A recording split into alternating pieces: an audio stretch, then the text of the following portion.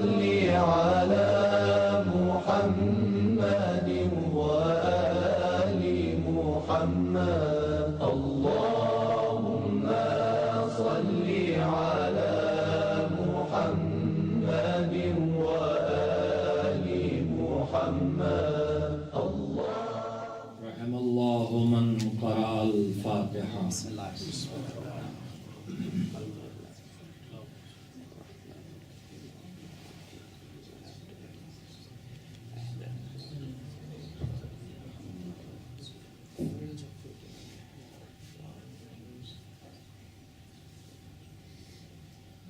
اعوذ باللہ من الشیطان اللعین الرجیم.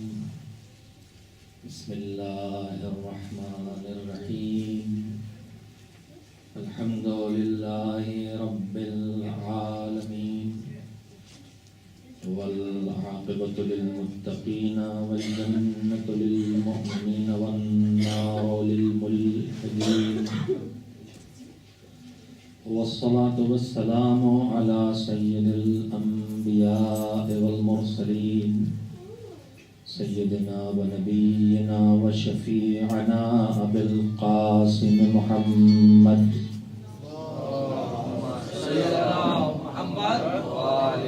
و آلہ الطیبین الطاہرین المعصومین المظلومین واللعنۃ الدائمۃ الباقیۃ على أعدائهم أجمعين من الآن إلى يوم الدين.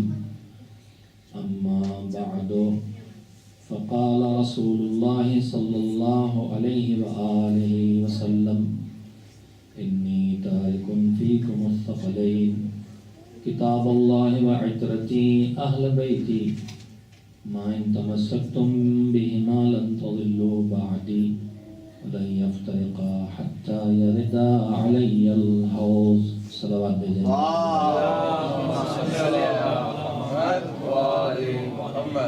ماہ مبارک رمضان اصلاح کا مہینہ ہے، اپنی غلطیوں کے تدارک کا مہینہ ہے، مشکلات سے نجات کا مہینہ ہے، آخرت کو بہتر بنانے کا مہینہ ہے، بارگاہ خدا میں قربت حاصل کرنے کا مہینہ ہے، خلوص اور للہیت بڑھانے کا مہینہ ہے، دل کی سختی کم کرنے کا مہینہ ہے، نیکیوں کی فہرست میں اضافے کا مہینہ ہے.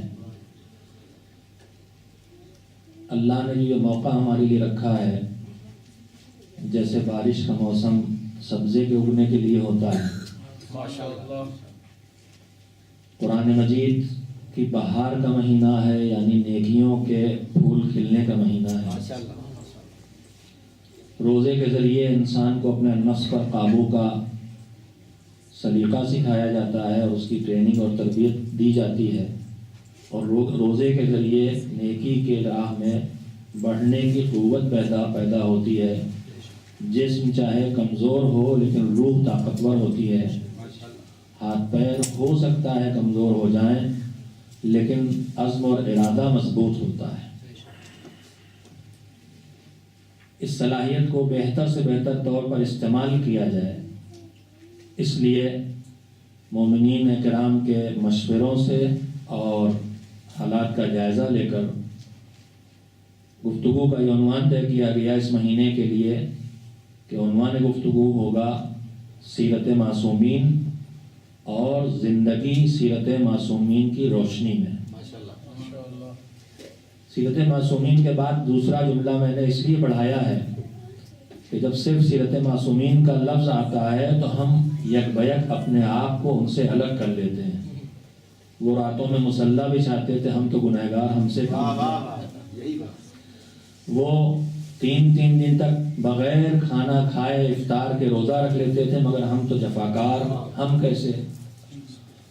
تو جب صرف سیرت معصومین کا جملہ آتا ہے تو ہمارے دماغوں میں سمان عمری آتی ہے کہ کب پیدا ہوئے، کب شہادت ہوئی، کتنی اولاد تھی، کتنے معجزے ہوئے، کیا فضائل ہیں، کن دشمنوں کا مقابلہ کیا، کون سے بادشاہ نے انہیں ستایا، کس بادشاہ کے دور میں ان کی شہادت ہوئی. یہ سب ہمارے دماغوں میں آتا ہے، لیکن صرف اس لیے سورۃ معصومین نہیں ہے. سیرت معصومین یہ ہے کہ وہ رات بھر سجدوں میں سر رکھ کے گزار دیتے تھے، تو ہم کم سے کم چند منٹ کے سجدے تو سیکھیں۔ وہ پورا گھر لٹا دیتے تھے، تو ہم کم سے کم اپنے واجبات تو ادا کریں۔ تو میں نے اس لیے ساتھ ہی ساتھ اس میں ایک سلسلہ شامل رکھا ہے، سیرت معصومین کا تذکرہ کرتے ہوئے زندگی سیرت معصومین کی روشنی میں کیسے بسر ہو، یہ ذکر بھی کیا جائے۔ کل میں نے گزارش کی تھی کہ پروردگار عالم نے ہمارے اوپر یہ انتہائی درجہ کرم کیا ہے کہ ہم کو آخری نبی کی امت میں بھیجا ہے، آخری کتاب ہماری ہدایت کے لیے ہم کو دی ہے، اور آخری امام کے زمانے میں ہم دنیا میں آئے ہیں۔ کل اس سلسلے میں تفصیلی گفتگو کر چکا ہوں، جس کو دہرانے کا وقت نہیں ہے، اس لیے کہ وقت میں اتنی گنجائش نہیں ہے کہ کل کی ساری باتیں یاد دلائی جائیں۔ لیکن خلاصہ گفتگو میرا یہ تھا کہ آدم سے خاتم تک مسلسل پیغام آتا رہا، لیکن آخری پیغمبر آئے تو پورا پیغام آ گیا۔ کتابوں میں ہدایت آتی رہی، لیکن آخری کتاب آئی تو قیامت تک کے لیے ہدایت کا انتظام ہو گیا۔ امام آ کے زمانے کے حالات کے تحت مذہب کو سمجھاتے، پہنچاتے اور بچاتے رہے، لیکن جو نوح کے زمانے میں آیا اسے ابراہیم سے جو ملنا تھا وہ نہیں ملا، جو عیسیٰ کے زمانے میں آیا اسے پیغمبر خدا سے جو ملنا تھا وہ نہیں ملا، جو مولا علی کے زمانے میں آ کے چلا گیا اسے امام رضا سے جو ملنا تھا وہ نہیں ملا۔ لیکن ہم خوش نصیب امت والے ہیں، ہم آخری نبی کے امتی ہیں، یعنی آدم سے خاتم تک جو سامان ہدایت ہے وہ ہمارے ہاتھوں میں ہے۔ ہم آخری کتاب والے ہیں، یعنی توراۃ و انجیل و زبور و صحف الہی میں جو کچھ ہے وہ سب ہمارے ہاتھوں میں ہے۔ ہم آخری امام کی امت میں ہیں، یعنی مولا علی سے لے کے حضرت ولی عصر علیہ السلام تک جتنے ہدایت کے پیغام نشر ہوئے ہیں وہ سب ہمارے گھروں کو، دلوں کو، دماغوں کو منور کرنے کے لیے ہمارے اختیار میں ہیں۔ بآواز بلند صلوات۔ اتنا سامان ہدایت ہونے کے بعد اگر زندگی میں روشنی کی کمی ہے تو کیوں ہے؟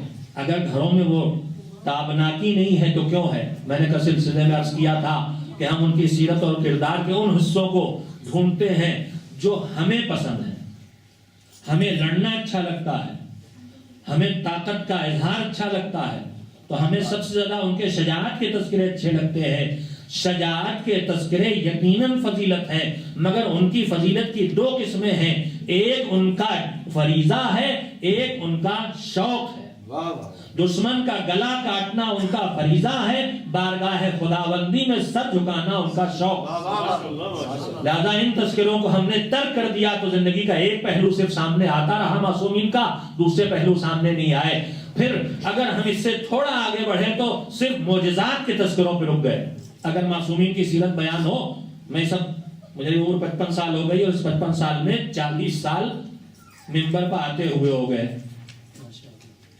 بلکہ اور 45 سال کہہ سکتے ہیں۔ 10 سال کی عمر سے بھی مدرسوں میں طریقہ رائج ہے کہ پڑھنے آئے تو پھر اسی سال سے یہ سلسلہ بھی شروع ہو جاتا۔ پہلے دوسرے سے ملٹی لکھوا کے یاد کر کے پڑھی، پھر دوسروں کی سن کے لکھ کے پڑھی، پھر 4-6 کی جوڑ کی پڑھی، یہاں سے شروع ہوتا، پھر دھیرے دھیرے عمر کے ساتھ ساتھ شعور بڑھتا ہے، پھر مطالعہ کرنا، پھر بزرگوں کو سننا، پھر علم سے استفادہ کرنا، پھر کتابوں کو پڑھنا۔ تو عرض کر سکتا ہوں کہ 45 سال سے اس دنیا میں ہوں، مذہبی دنیا میں، اور سامعین کرام کا سامنا ہوتا رہتا ہے۔ اگر فضائل کے تذکروں میں جنگ کا ذکر نہ آئے، اگر فضائل کے تذکروں میں معجزوں کا ذکر نہ آئے، تو بعد میں سننے کو ملتا مولانا نے فضائل پڑھے ہی نہیں۔ اپنے گھر کو راہ خدا میں لٹا دینا، قرض لے کے بھوکے بچوں کے لیے گھر میں آنا، راہ میں مقداد کا مل جانا کہ میرے گھر میں بچے بھوکے ہیں، اور وہ 3 درہم مقداد کے حوالے کر کے آ کے مسجد میں بیٹھ جانا ہماری نگاہ میں فضائل نہیں ہے۔ خالی امر کو مارنا فضیلت ہے، در خیبر کا اکھاڑنا فضیلت ہے، اور اس کے بعد اس سے آگے بڑھتے ہیں تو ہمیں معجزے چاہیے۔ میں ایک جملہ کہتا ہوں، اکثر کہتا ہوں، آپ کے سامنے بھی کہنا چاہتا ہوں، صرف معصومین کے معجزے سننے کا شوق ہم میں اور آپ میں نہیں ہونا چاہیے۔ کیوں؟ معجزہ کس کو کہتے ہیں؟ میں نے صرف کا لفظ لگایا ہے، یہ نہیں کہا کہ معجزے سننے کا شوق نہیں ہونا چاہیے، میں نے کہا صرف معجزوں کا شوق نہیں ہونا چاہیے۔ معجزہ کس کے لیے ہوتا ہے؟ لفظ کو یاد رکھیے گا، بعد میں مجھے تجربہ مجھے کہتا ہے کہ مجھے بعد میں کیا سننے کو مل سکتا ہے کہ معجزوں کی مخالفت میں تقریر کر رہے تھے۔ معجزہ کس کو کہتے ہیں؟ وہ کام جو اس وقت کے لوگ اپنی ساری صلاحیتیں، اپنا علم، اپنی طاقت، اپنی نالج، اپنی استعداد، اپنی کیپیسٹی سب استعمال کر کے وہ لوگ نہ کر سکے اور کوئی وہ کر کے دکھا دے. لیکن صرف اتنا معجزہ نہیں ہے، ایسا کام جو عام لوگ نہ کر سکے، دوسروں کو عاجز کر دے. معجزے کا مطلب یہ لفظ اعجاز سے بنا، معجزہ یعنی دوسرے کو عاجز کر دینے والا. پیغمبر زمین پہ کھڑے ہوئے اشارہ کیا، آسمان میں چاند 2 ٹکڑے ہو گئے. ہے کسی کے بس کی بات؟ ماں آئی ہے، بطن مادر میں ہے معجز نما، پتھر کی دیوار کے پاس کھڑا ہوا، دیوار 2 ٹکڑوں میں تقسیم ہو گئی. ہے کسی میں تب؟ یہ معجزہ ہے. مگر اس کے ساتھ ایک شرط اور ہے، یہ معجزہ تماشے دکھانے کے لیے نہیں ہوتا. یہ معجزہ تب ہوتا ہے جب منصبدار منصب الہی یعنی نبی یا رسول یا امام لوگوں سے آ کے کہے میں نبی ہوں اللہ کی طرف سے، میں رسول ہوں، میں امام ہوں، اور لوگ اس کے ماننے سے انکار کریں تو اپنے اس دعوے کے ثبوت میں وہ عمل کر کے دکھائے کہ نہیں مانتے ہو، لو میرے ہاتھوں پر کنکریاں آ کے لا الہ الا اللہ محمد رسول اللہ پڑھ کے دکھا رہے ہیں. تو وہ کام جو نہ کر سکے معجزہ ایک، ان کے سامنے جو انکار کر رہے ہوں 2، جو یہ کام کرے وہ مدعی ہو، دعوے دار ہو کہ نبی ہوں یا رسول ہوں یا امام ہوں. یہ 3 شرطیں ہیں معجزے کی. جب یہ تینوں شرطیں پوری ہوں گی تو معجزہ ہوگا. تو میرے عزیزوں میں پوچھتا ہوں، معجزہ مومن کے لیے ہوگا یا کافر کے لیے ہوگا؟ کوئی شک نہیں. کیا بات، کیا بات. مومن کو معجزے کی ضرورت نہیں، وہ تو ایمان لا چکا. معجزے کی ضرورت اس کی ہے جو ایمان نہیں لایا ہے. تو اعجازی پہلو ہم نے اتنے معصومین کے پڑھے، دیکھے، سنے کہ ہم بس انہی میں رک گئے. ہم نے ان کی زندگی کے وہ عملی مسائل زندگی کے جن کا ہماری زندگی سے تعلق تھا، جو ہمارے لیے نمونے عمل بن کے آئے تھے، ان کی طرف ہماری توجہ کم ہوئی. میں نے 3 دن تمہید میں گزار دیے ہیں، لہذا آج بچے ہوئے وقت میں کم سے کم ایک تذکرہ پہلے 14 معصومین میں سے پہلے معصوم کہنا یوں صحیح نہیں ہے. سارے ائمہ، سارے انبیاء معصوم ہیں، نبیوں کی فہرست میں آخری معصوم، اور 14 معصومین جن سے ہمارا ڈائریکٹ رابطہ ہے ہدایت کا، جن کی ہم امت ہیں. پیغمبر، اس کے بعد ان کا ٹکڑا، رسالت کا ٹکڑا، اور پھر محافظین رسالت. یہ 14 ہیں.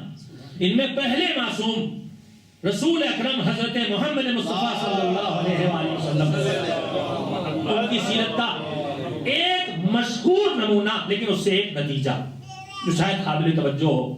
حضور، ظاہر ہے کہ پوری زندگی کی تفسیر کے لیے طولانی وقت چاہیے، مہینوں درکار ہیں، سینکڑوں جلدوں میں سیرت لکھی جاتی ہے اور پھر اس کے بعد دوسری سیرت لکھی جاتی ہے.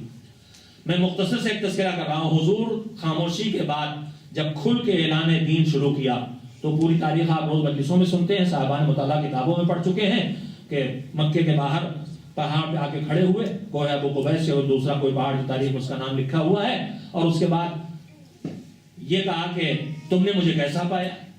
آواز دی، سب جمع ہو گئے. کہ تم نے مجھے کیسا پایا؟ کہ 40 سال سے آپ کو دیکھ رہے ہیں.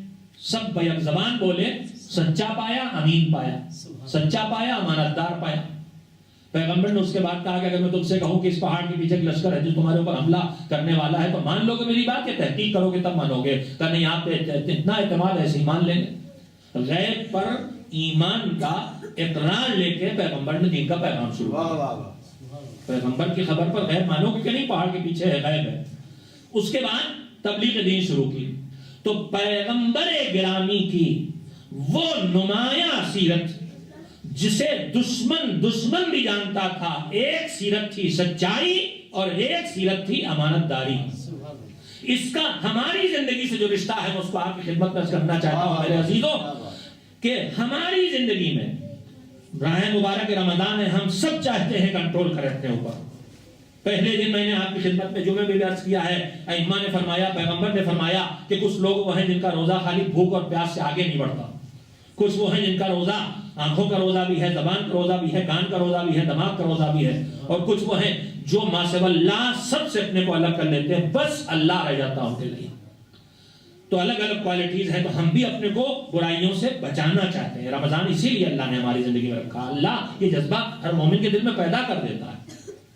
جیسے ہم آ کے عام طور پر آدمی جو چاہے بولتا ہے، لیکن جب مسجد میں آتا کہتا دیکھیے یہ مسجد ہے. اب یہاں ایسی بات ہم نہیں کریں گے، مطلب جھوٹ ہر جگہ بولیں گے. ذرا مسجد میں کیا کچھ اللہ خالی مسجد میں ہوتا ہے اور کہیں نہیں ہوتا؟ لیکن ہمارا ایک انداز ہے. تو خاص جگہ پر خاص وقت میں، اس وقت اذان جمعہ ہو رہی، اس وقت جھوٹ نہیں بولیں گے. آدمی تھوڑا ڈرتا ہے. تو ویسے ہی محرم اور رمضان بھی اللہ نے ہماری زندگی میں ایسے لمبے فاصلے رکھے ہیں جہاں آدمی نیکی کے جذبے بڑھاتا ہے اور برائی سے اپنے کو روکنا چاہتا ہے. برائیوں کی لاکھوں قسمیں، لیکن ان برائیوں میں ایک برائی وہ ہے کہ جس کا نام ہے برائیوں کی کنجی. وہ کون سی برائی ہے؟ روایات کہتی ہیں کہ ساری برائیوں کو ایک جگہ رکھ کے اس پہ تالا ڈالا گیا، اور اس برائیوں کے صندوق پر جو تالا پڑا ہے اس تالے کی کنجی کا نام ہے جھوٹ. جھوٹ برائیوں کی بنیاد ہے. جھوٹ چھوٹے تو نہ جانے کتنی برائیاں انسانی زندگی سے نکل جاتی. میں اس لیے بات عرض کر رہا ہوں کہ کوئی بڑی بڑی کارروائیاں ہمیں نہیں کرنا ہے، چھوٹی چھوٹی عادتیں چینج کرنا ہے اور ان پر کنٹرول کی کوشش کرنا ہے. توجہ دینے کی ضرورت ہے. ایک جھوٹ چھوٹے تو نہ جانے کتنی برائیاں چھوٹ جائیں گی. جلدی جلدی مجھ سے سنیں. سرور کائنات حضرت محمد مصطفیٰ صلی اللہ علیہ وسلم ہی کے دور حیات اور دور تبلیغ کا واقعہ ہے. ایک عربی دیہاتی عرب ذرا ضدی ہوتے تھے اور صاف کو جو منہ میں آیا کہہ دیا. آ کے کہا کہ میں اے محمد ایسے ہی پکارتے تھے. آ کے میں تو عربی کی طرح بول گیا، مگر آپ تو مومن کی طرح سلوات بھیجیے. میں تمہارے دین پر ایمان لانے آیا اور تمہارا کلمہ پڑھنے آیا ہوں، مگر میری ایک شرط ہے تمہارے دین پر ایمان لانے کی. ہم نے سنا تو ہم سب نے کہا اچھا یہ شرط لگا رہا ہے. پیغمبر کہیں کہ تمہاری شرط ریجیکٹ. مگر پیغمبر نے اس کی شرط ریجیکٹ نہیں کی. کہا کیا ہے تیری شرط؟ اس نے کہا میری 3 عادتیں ہیں. کون کون عادتیں؟ دیہاتی تھا نا، گاؤں کا سادہ مزاج، شہری مکاری ریاکاری نہیں آتی. کہا میری 3 عادتیں ہیں. کہا کیا؟ کہا ایک تو میں جھوٹ بولتا ہوں. کہا دوسری عادت؟ کہا میں چوری کرتا ہوں. کہا تیسری؟ کہا شراب پیتا ہوں. 3 بڑے کارنامے. ہمارے خیال میں بھائی ہم سب نہ چوری کریں انشاءاللہ الحمدللہ، بلکہ نہ شراب پی الحمدللہ، تو یہی 2 بھاری گناہ لگتے ہیں. جھوٹ والی بات جو ہے، ہم سوچیں گے اس عربی نے چوری اور شراب کے برابر جھوٹ کو لا کے کھڑا کر دیا کہ 3 بڑے بری چیزیں جن سے تمہارا مذہب مجھ سے روکتا ہے. اس نے کہا میں ان میں سے ایک برائی چھوڑنے پہ تیار ہوں. اگر تمہیں میری یہ شرط منظور ہے تو میں تمہارا دین پر قبول کرتا ہوں، کلمہ پڑھواؤ، ورنہ میں مسلمان نہیں بنتا. ہم آپ سوچ رہے ہیں کہ بڑا نالائق ہے، عربی تو ہے ہی، شرطیں لگا کے مسلمان ہو رہا. میرے عزیزوں اس میں اور عربی میں اور مجھ میں فرق صرف یہ ہے کہ اس کی زبان پہ شرطیں آ گئی، ہمارے دل میں شرطیں. اللہ تعالیٰ دین تو مانے گے مگر یہ شرط ہے کریں گے یہ والا کام تو میری عادت ہے، کھجلی ہوتی ہے میرے. ہاں یہی باتیں ہیں نا، ہم یہی سب تعویلیں کرتے ہیں، شرطیں لگاتے ہیں. اسلام میں شرطیں نہیں لگ سکتی. اسلام قبول کرنا ہے تو پورا قبول کرنا، قبول مت کرو، کرنا ہے تو پورا. اس سے شرطیں لگا دی. ہم سمجھے پیغمبر ذرا چاہتے دین تیز بڑھے اس لیے شرطیں قبول کر رہے ہیں، لیکن ہم کیا جانے پیغمبر شرطیں کیوں قبول کر رہے ہیں. کہا اچھا تیری 3 عادتیں، اچھا ٹھیک ہے تیری شرط یہ ایک چھوڑے گا بس، ٹھیک ہے منظور ہمیں. ہم سمجھے پیغمبر کہیں گے شراب مت پینا،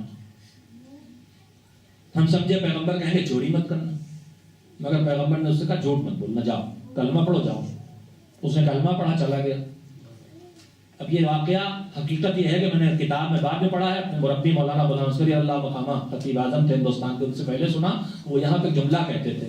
جملہ یہ کہتے تھے کہ جب یہ نیا مسلمان ہوا اور پیغمبر سے اس کو چھوٹ ملی تو سینئر مسلمانوں نے سوچا ہوتا کاش ہم نے بھی کچھ شرطیں لگا لی ہوتی. جو وہاں سینئر بیٹھے تھے، جونیئر کو چھوٹ مل گئی، ہم سینئر بیوقوف بن گئے. کاش ہمیں بھی کچھ چھوٹ مل گئی ہوتی، ہم نے بھی کچھ شرطیں لگا لی ہوتی. خیر پیغمبر نے کہا جا بھائی جھوٹ مت بولنا. وہ چلا گیا. اب اس کی زندگی کا ذریعہ کیا ہے؟ چوری. رات ہوئی نکلا چوری کرنے چلا تو فوراً دماغ میں آیا کہ اس رات کی تاریکی میں اگر کوئی راستے میں مل گیا اور اس نے پوچھا کہاں جا رہے ہو، کیا بات. تو کل تک ہوتا تو کہتے مسجد دار ہیں نماز شب پڑھنے، مگر آج تو پیغمبر سے وعدہ کرائے ہیں جھوٹ بول نہیں سکتے، لہذا اگر کہیں گے چوری کر لیں تو ذلیل و رسوا ہو جائیں گے، تو جھوٹ بول نہیں سکتے، سچ بولیں گے تو ذلیل ہو جائیں گے. وہیں سے پلٹا کہ اب چوری تو نہیں ہو سکتی، چوری تو نہیں ہو سکتی. اب ہماری زبان میں واقعہ کے الفاظ میں نہیں ہے، ہماری زبان میں کہا جاتا ہے چلے غم غلط کرنے، کہ بزنس چھوٹ گیا، روزی کیسے چلے گی، اس سے بڑی پریشانی کیا، کاروبار تو گیا، چوری تو ہو نہیں سکتی، اسے کہ پکڑے جائیں گے، جھوٹ بول نہیں سکتے. گٹھر چرا کے لے کے آ رہے تو کہاں کہا سسرال سے جہیز ملا، نہیں کہہ سکتے، چوری کر کے لائے کہنا پڑے گا، وعدہ کر چکے، وعدے کا پکا. اب غم غلط کرنے چلے تو کدھر، جدھر غم غلط کرنے کا انتظام ہے. اس واقعے کا مطلب یہ کہ اس وقت تک ابھی کچھ گنجائشیں معاشرے میں باقی تھیں. اب جو چلے تو پھر خیال ہے اگر کسی نے پوچھا کہاں جا رہے ہو اور کہیں کہ جا رہے ہیں ادھر غم غلط کرنے، ذرا ایک پیر، تو پھر وہی ذلت و رسوائی، ادھر سے بھی قدم پلٹ گئے. رات گزر گئی، صبح پیغمبر کے پاس آیا، آ کے کہا کہ حضور اپنے دین کا کلمہ ایک بار پھر سے پڑھوا دیجیے. کہا کیوں؟ کہا میں نے کل جو شرط والا اسلام قبول کیا تھا وہ نہیں چلے گا. آپ نے کہا تھا خالی جھوٹ چھوڑو، میں نے جھوٹ چھوڑا تو نہ چوری کر سکتا ہوں نہ شراب. اب میری سمجھ میں آیا آپ کا دین کیا ہے، لہذا پورا دین آپ کا قبول ہے، اس لیے اسلام پھر سے میرا کلمہ مجھے پڑھوا. کوشش کرتا ہوں آسان زبان میں بات کو پہنچا سکوں، میرے بچوں کو بھی یاد رہ جائے. تو میرے عزیزوں میں نے ایک نمونہ رکھا ہے. سچائی یہ ہے کہ آدمی جھوٹ چھوڑے تو نہ جانے کتنی خرابیاں چھوٹ جائیں گی. گھر سے نکل رہے صاحبزادے، جا رہے ہیں دوستوں کے ساتھ گھومنے، باپ نے پوچھا کہاں، آسان جواب لائبریری. مگر اگر طے کر لے جھوٹ نہیں بولتے تو مشکل ہو گئی. ماں نے پوچھا بیٹی سے نماز پڑھی، آسان جواب ہاں پڑھ لی. کب؟ جب آپ کچن میں دال پکا رہی تھی، اگر سے دال آپ لوگ پکاتے ہی نہیں، اس وقت پڑھ لی. لیکن اب طے کر لیا جھوٹ نہیں بولیں گے تو برائیوں سے بچنا شروع ہو جائیں گے. اور میرے عزیزوں آپ قدردان جملہ اور وقت کی گنجائش نہیں ہے کہ تفصیلات میں جائیں، بہت چیزیں چھوڑنا پڑتی وقت کی کمی کے باعث. مگر آپ سے کہنا چاہتا ہوں جب جھوٹ ہے برائیوں کی جڑ، جھوٹ آتا ہے تو برائیاں لاتا ہے، اور سچ ہے نیکیوں کی بنیاد. سچ آتا ہے تو نیکیاں لاتا ہے. تو اگر قرآن کنہیں کو صادقین کہے جن کی زندگی میں برائی جھوٹ ہے ہی نہیں، یعنی برائی ہے ہی نہیں، جہاں سچ ہی سچ ہے وہاں نیکی ہی نیکی ہے، خوبیاں ہی خوبیاں، اسی کو تو معصوم کہتے ہیں. صلوات بغیر کہہ نہیں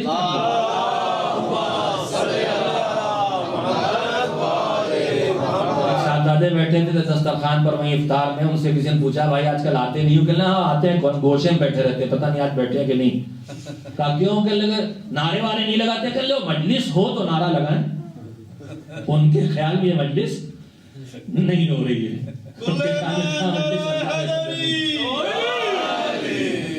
نہیں، میں آج ذرا بس تھکن کا وقت ہوتا ہے، میں چاہتا ہوں جاگتے جاگتے جلدی جلدی سنا لوں.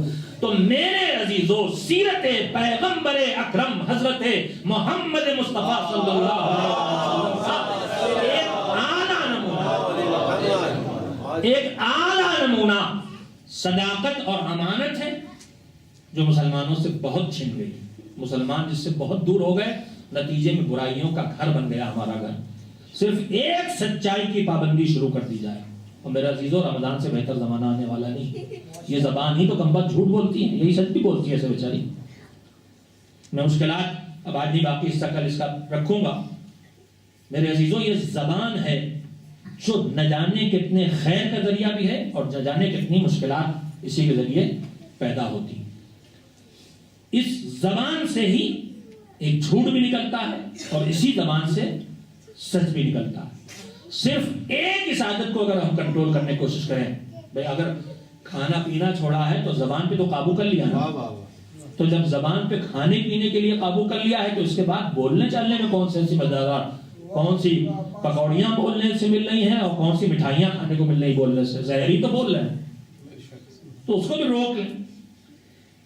اس ایک پر کنٹرول اور اس ایک بری عادت کو چھوڑنے کی کوشش نہ جانے کتنی برائیوں سے ہمیں بچا دے گی. اگر میرا بچہ، میرا 9-10 سال کا یہ بیٹا، میری یہ 10-11 سال کی بیٹی، میری چھوٹی بہنیں، میری ماں، میرے بھائی، میرے بزرگ سب مل کے طے کر لیں کہ گھر سے آج سے جھوٹ کا جنازہ بغیر گور و کفن کے نکال دینا،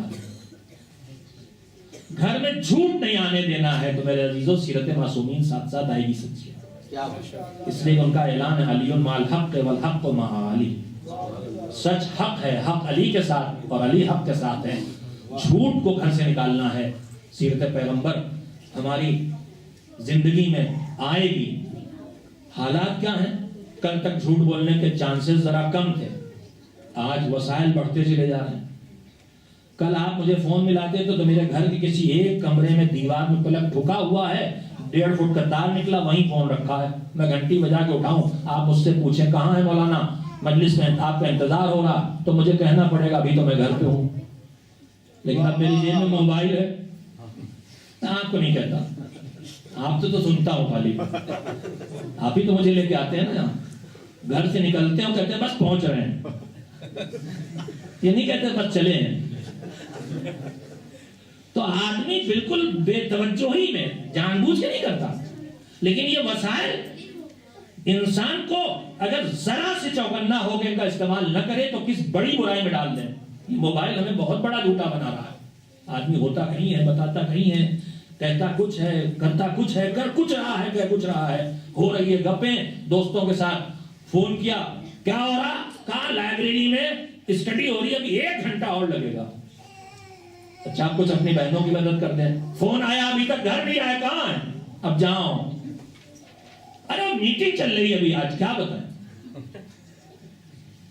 اس کا الٹا نہیں کہیں گے، ورنہ ہوتا ہے اس کا الٹا بھی ہے. گپیں لڑائی جا رہی ہیں سہیلیوں کے ساتھ، کہاں ہو، کہاں وہ زنانی مجلس بڑی دیر میں شروع ہوئی، ابھی ختم ہوئی ہے بس. حالانکہ اس کے بعد مجلس تو ہوئی تھی آدھا گھنٹہ، تبصرہ اس پہ چل رہا 1.5 گھنٹے سے.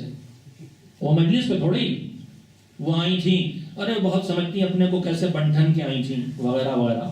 تو یہ جو عذاب الہی ہے زبان کے ذریعے آتا ہے، اس کا آغاز جھوٹ سے ہوتا ہے. کل میں اس کے باقی حصے کو انشاءاللہ آپ کی خدمت میں عرض کروں گا. آج میرے پاس یہیں پہ وقت ختم ہو گیا، مجھے تھوڑا بات کرنے میں وقت زیادہ لگتا ہے اور وقت تھوڑا سے ہے. میں نے آج آپ کی خدمت میں گفتگو شروع کی ہے کہ سیرت پیغمبر اکرم حضرت محمد مصطفیٰ صلی اللہ علیہ وسلم سے جو سبق ہم سیکھ سکتے ہیں، میں نے یہ طے کیا ہے کہ 14 معصومین کے تذکرے میں ہر معصوم کی سیرت سے کم 1 درس حیات لے کے اپنی نسلوں تک منتقل کرنے کی کوشش کروں. تو کم سے کم 1 مہینے میں اگر 14 خوبیاں ہم اپنے اندر پیدا کر سکیں، یا 14 خوبیوں کے پیدا کرنے کی سوچ پیدا کر سکیں، یا 14 خرابیاں اپنے آپ سے دور کر سکیں، یا اس کی سوچ پیدا کر سکیں، یا اس کو دور کرنے کا خیال دماغوں میں لا سکیں، تو یہ خود ایک کامیاب رمضان ہوگا انشاءاللہ، اور انشاءاللہ بارگاہ الہی میں سبب قبولیت ہوگا. صداقت اور حقانیت اس اعلیٰ ترین فضیلت کا نام ہے ان کی، کہ ان کی سچائی کا اقرار. دیکھیے سچائی کا اقرار کبھی تو خود آدمی خود کرتا ہے اپنے لیے، میں سچا. کبھی دوست احباب کرتے ہیں، دوست احباب بھی کسی کو اچھا اور سچا مان لیں، کوئی بات نہیں. لیکن سب سے بڑی بات ہوتی ہے جب دشمن بھی سچائی پر اعتماد کرے اور اعتماد کر کے اس پر اپنے منصوبے بنائے. ایک جملہ ماہ محرم میں کہتا ہوں، اس وقت یاد آ گیا، اسی کے تذکرے سے 2 فقرے مصائب کے. جب ابن زیاد نے عمرو ابن سعد کو شمر کے ذریعے لکھ کے بھیجا کہ یا تو حسین سے بیعت لو اور یا ان کا سر کاٹ کے بھیجو، اور اگر یہ دونوں کام نہیں کر سکتے تو تم سرداری چھوڑو، شمر کے حوالے کرو. اس کے بعد عمر سعد نے ایک جملہ کہا ہے جو تاریخ میں موجود ہے، تاریخ طبری میں، دوسرے تاریخوں میں، جو علماء اسلام کی معتبر تاریخوں میں جملہ موجود ہے. جملہ کیا تھا؟ جملہ یہ تھا، ان لفظوں میں ہے کہ علی کا بیٹا بیعت نہیں کرے گا، حسین بیعت نہیں کریں گے. کیوں بیعت نہیں کریں گے؟ لأن بین جنبے لنفس ابی، حسین بیعت نہیں کریں گے. کیوں؟ اس لیے کہ ان کے دل میں، ان کے سینے میں ان کے باپ کا دل دھڑک رہا ہے۔ تو ان کی حقانیت کا اعتماد ہے دشمن کو کہ نہیں ہے؟ اور میرے عزیزو، دشمن کی گواہی کیا ہے اس میں؟ یہ نہیں کہا کہ حسین بیعت نہیں کریں گے، اس کی وجہ بتائی، کہا حسین بیعت نہیں کریں گے، کیوں؟ اس لیے کہ حسین کے سینے میں ان کے باپ کا دل دھڑک رہا ہے۔ دشمن گواہی دے رہا ہے کل نہ ان کے باپ نے بیعت کی تھی، نہ آج ان کا بیٹا بیعت کرے گا۔ اعتماد تھا اس پر، اور اسی اعتماد کی بنیاد پر دشمن اطمینان سے آتا تھا۔ صبح عاشور ہاتھ میں جام آب لے کے، نگاہوں کے سامنے زمین پر چھلکا کے پھینک کے حسین کے دل کو ٹھیس پہنچائی ہے۔ وہ جملے نہیں دہراتا، لیکن اصحاب حسین نے کہا تھا آقا اجازت دیجیے ابھی اس کا قصہ تمام کر دیں، مگر کہا تھا نہیں، ہم جنگ میں پہل نہیں کر سکتے۔ البتہ اس کا تانا اتنا تکلیف دہ تھا، میں نے کل یا پرسوں عرض کیا تھا کہ 7 محرم سے تو خیموں میں سکینہ پیاسی تھی، 7 محرم سے تو محمد باقر پیاسے تھے، 7 محرم سے تو اصغر پیاسے تھے، 5 محرم سے خیام حسینی میں پانی کا ایک قطرہ آنا بند ہو گیا تھا۔ 5 محرم کو جتنا پانی بچا تھا بس وہ پانی 7 تک چلا ہے، تو 7 سے تو بچے پیاسے ہیں۔ اس سے پہلے جب پانی آنا بند ہو گیا ہے، ہمیں نہیں معلوم زینب کب سے پیاسی، حسین کب سے پیاسے، عباس کب سے پیاسے۔ یہی تو وجہ ہے کہ جب شہادت کے لیے حسین جا رہے تھے تو اپنے بیٹے سے کہا تھا میرے لال جب واپس جانا تو ہمارا سلام ہمارے شیعوں سے کہہ دینا، اور کہہ دینا جب کبھی کسی وقت پانی پئیں تو اپنے پیاسے آقا حسین کو یاد کر لیں، اور ان سے کہنا دیکھ لیں کہ کیسے میں اپنے کمسن بچے کے لیے میدان کربلا میں 2 قطرے آب مانگ رہا تھا، لیکن دشمنوں نے میرے بچے کو بھی پانی دینے سے روک دیا، بچہ بھی تیر سو شعبہ سے تباہ ہو گیا، اور حسین بھی کن تلوار اور کن خنجر سے ذبح کر دیے گئے۔ وَسَيَعْلَمُ الَّذِينَ ظَلَمُوا أَيَّ مُنقَلَبٍ يَنقَلِبُونَ أَلَا لَعْنَةُ اللَّهِ عَلَى الْقَوْمِ الظَّالِمِينَ اللهم تقبل منا انك انت السميع العليم۔ برائے ترغیب مومنین مومنات، بالخصوص آج کے افطار کے میزبان جو ہیں ان کے مرحومین کی ترغیب کے لیے سورہ حمد اور 3 بار سورہ توحید کی تلاوت فرمائیں۔